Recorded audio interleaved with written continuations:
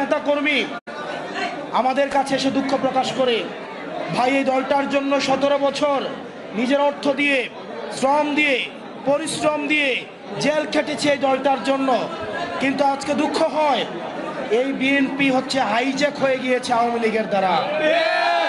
BNP is হাইজ্যাকড, BNP hijack হয়ে গেছে, যার কারণে আজকে ইসাক ভাই আমাদের সামনে।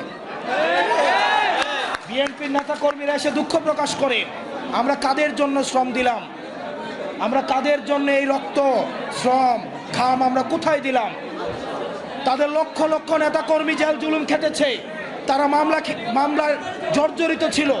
বিএনপির নেতা কর্মীরা অবর্ণনীয় নির্যাতনের মধ্য দিয়ে গিয়েছে। অত্যন্ত পরিতাপের বিষয়, বিএনপি তাদের নেতা কর্মীরা যেই স্বপ্নে, যেই বাংলাদেশের স্বপ্নে তারা এই জেল জুলুম খেটেছে, বিএনপি এই স্বপ্ন